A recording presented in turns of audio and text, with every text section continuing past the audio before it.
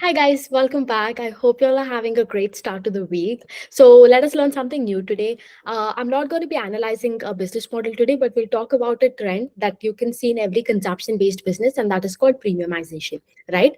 So now I think if you've read in any PPT or con call or annual report, you would see if you read it in any consumption space, you will see over and over again, people talking about like, oh, premiumization. Premiumization is a new thing, that's a new way, that's a new trend. So is this real? Like, is premiumization really the new way? And if so, what are the brands that cater to this? And of course, like we'll just dig deep and we'll see.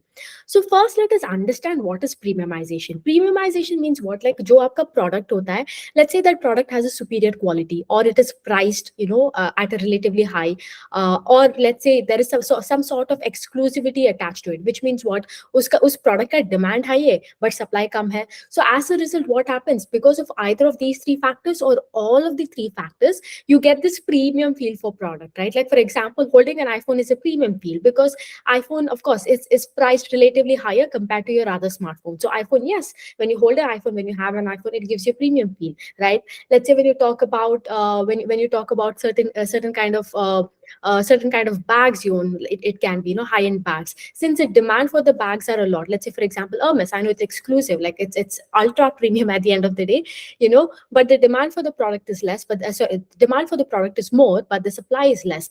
As a result, premiumization comes due to exclusivity, right? So yeah, so you understand it, either because of three factors or because of one of the factors, you will a product can give you a premium fee. Now, why is that we are seeing a sudden shift in this premiumization? We didn't have this back ago, like 5 years ago or 6 years ago. So all of a sudden, what has happened here?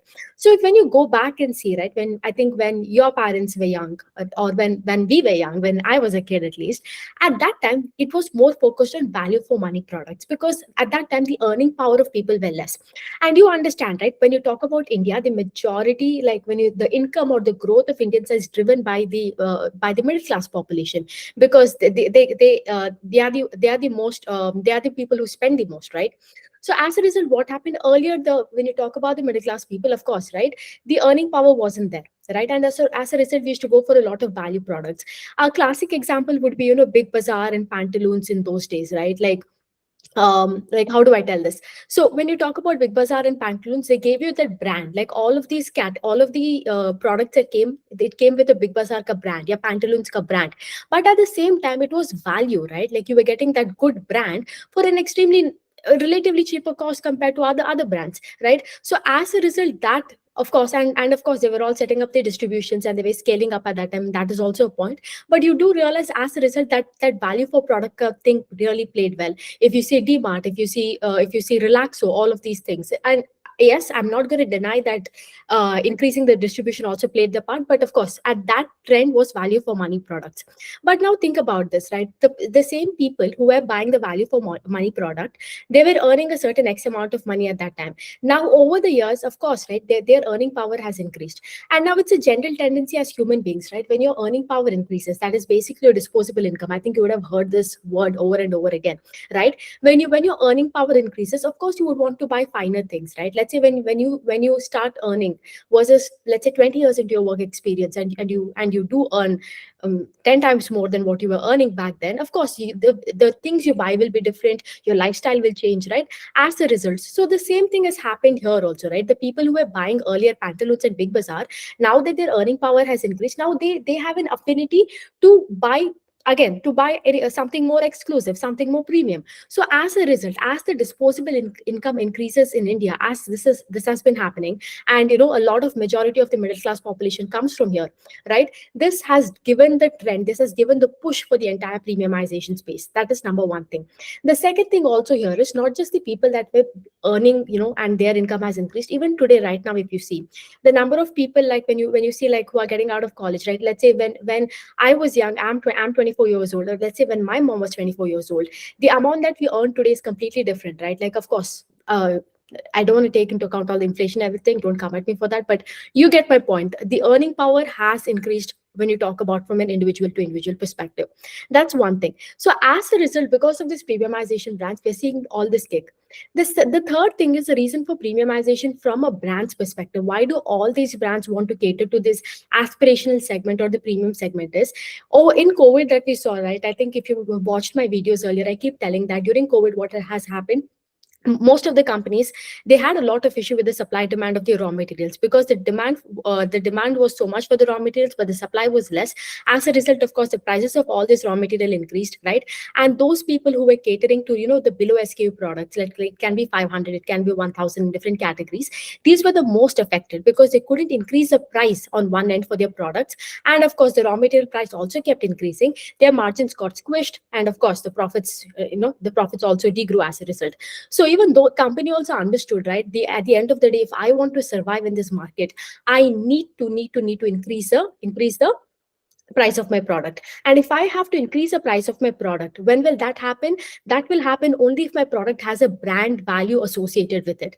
For example, agar aap aaj iPhone kharidte ho, or you won't care, like a person who is buying an iPhone, he won't care if the price of that iPhone is 60,000 or 80,000, right? Because for him all that matters is like iPhone ka brand, yeah, Apple ka brand. But that is not the same, when you're buying Xiaomi ka phone, right? It's a similarly with, even when you talk in your footwear also. A classic example is, when you go to buy Crocs, a person who's already spending 4,000 rupees on a Croc, let's say if that shoe ka price increases from 4,000 to 4,200, do you really think that person would care? He might not, he or she might not.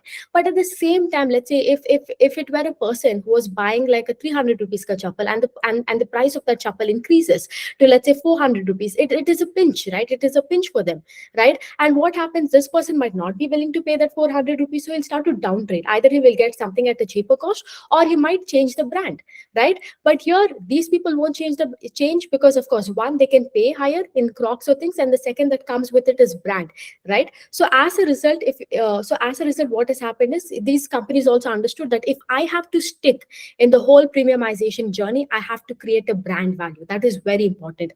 And you will see here also, like when you see in the consumption business also, you will see this has been very, very evident. If I talk about footwear, right, if you watched my Metro videos, I've gone into detail about it. I've done the peer-to-peer analysis just like this while I'm talking. Even in footwear, if you see, the premiumization trend has been like, so wild over there, right? The reason you see over the last 1 year, if you see the entire footwear stock, right, just see how the other footwear companies have performed versus Metro. You compare it with Campus, you compare it with Relaxo, Liberty, Khadim's versus Metro. Metro has literally been the undisputable king, right? The reason is because Metro always, when they came to the market, they told like, listen, I am a brand. I have a brand, and I am catering to the aspirational size of the aspirational people of this country. And that is what you're going to get. But Campus and Relaxo were not the same thing, right? Because Campus came as what? Campus came as um like okay, if you can't afford a Nike or a Reebok, you come to me. Relaxo, of course, it was catering to the lowest the lowest SKUs that you could find. As a result, because of this, when the whole, like I told you, the reason the supply demand issue happened for the raw materials in footwear, right, and the premiumization journey also happened, people were willing to pay 4,000. When they increased the price, people were willing to pay that higher price and buy Metro, because Metro had a brand associated with it.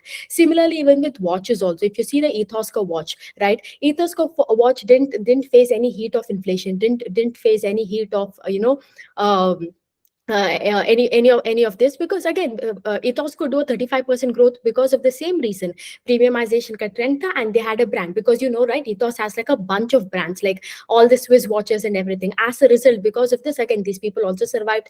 The other thing is, even in cars, if you can check for Landmark cars also, Landmark cars also the same thing, right?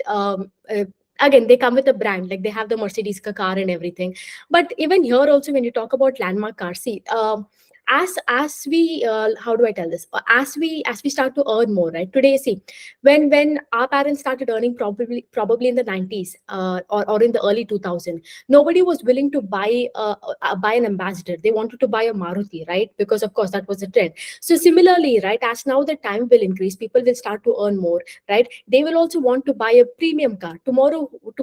Do you think like will be willing to buy the aspirational, or the people would want to buy more of Maruti, or people would want an aspiration to buy a Mercedes, where do you think people are going? Where do you think people are flocking? Right? That is the thing. So you have there, even in terms of like, if you see Phoenix malls also. So if you aren't aware, I don't know how many people are aware, but Phoenix Mall is one of like the biggest malls you can find in any city, right? Because they try to give you this experience, like, you come to us and we will give you like a full experience, like, because the mall is so huge, you get everything over there. Even there also, if you read the con call, you can see the fact that Phoenix malls are also opening, at a very faster rate, shows you that premiumization trend is really kicking in, right? The other thing also in Phoenix Mall, if you see, when you compare it to the FY20 levels to right now, the growth has been 19%, like the consumption growth that you talk about, right? Abhi, why I'm stressing on the consumption growth being 19% from FY20, from pre-COVID levels to right now, is because, see, when you go to Phoenix Mall, you won't find like some normal brands. When you go to Phoenix Mall, आपको क्या मिलेगा? Zara मिलेगा, H&M मिलेगा, Apple मिलेगा, right? Massimo Dutti मिलेगा, all of these big brands that you see. So unless and until they are growing, of course, it just clearly shows you again that people are willing and wanting to buy these big brands. That's one thing. And the other thing also, see, is the rental income that comes with Phoenix. So Phoenix has an agreement with all these shops, like how Phoenix makes money. You go rent a shop in Phoenix and you have to pay a rent for Phoenix.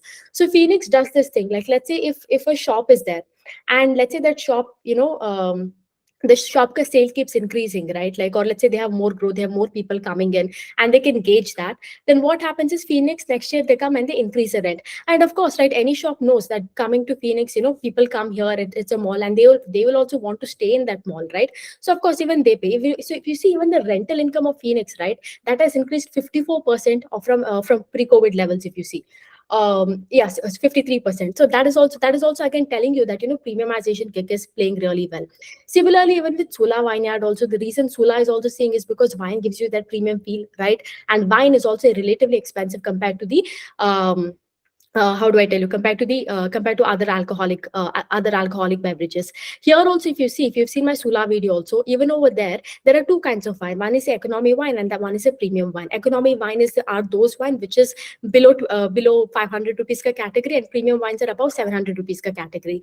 Even there also, you will see that the above 700 category is where people are buying the most, right? Even in metro also, if you see metro brands also, if there also it was above 1000 category, that was in fact, how do I tell you, where majority of the sales were. In fact, Nissan Joseph, I still remember, I think in Q3 he told, after Q3 results, he told that they're completely scraping off that 1000, below 1000 category, because it really doesn't make sense to them to sell, because most of the sale is coming from above 1000 category. That's one thing. And second thing is, of course, with under the 1000 category, there is so much competition. Similarly, here also in Sula Vineyard also, same situation, ditto same situation. Majority of the sales, majority of the demand that you see is coming from above 700 rupees category, and below 700 rupees category में क्या हो रहा है, the entire premiumization वही झगड़ा होता रहता है कि, like, of course, यहाँ पे एक तरफ raw material का price increase होता है, you can't take a price increase, of course everything margins get squished. On the other hand also, there will be so many unorganized players in this below 500 category and all, right? Like, you would have seen, अगर आप एक आपके, like, how do I tell you, आपके इलाके में जाते हो, तो you can see, right, there will be so many छोटा players, right, who will be competing with the brands.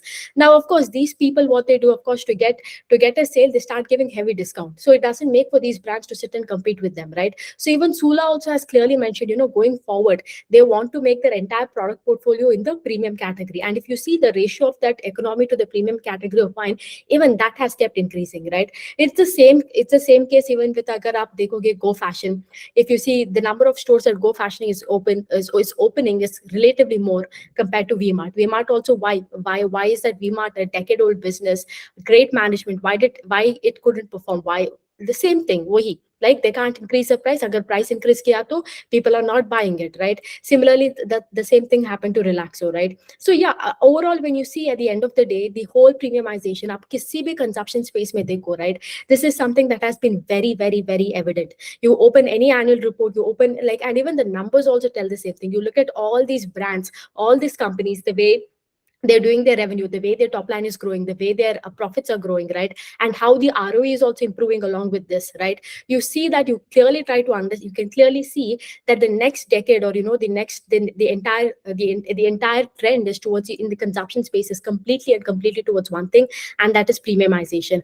And of course, right, a few years down the line, the people's situation will improve even more, like people will start to earn even more. And of course, from here it can go to again to semi premium luxury also, it can go. So that's the thing. So if you find a consumption business, like any of the consumption business, if you can find that is growing at, let's say, 20% ka volume growth, if it caters to a premium, it caters to the aspirational side of the economy, and it has a premium product, while the ROE being decent, somewhere around 15 to 20%, doing capex, right? Capex can come in, and maybe increasing the distribution or adding new stores, while the demand being very strong and a low market cap. If you have all of these parameters, you have really hit a multi-bagger with that business. It's just a recipe, like the recipe for multi-bagger, right?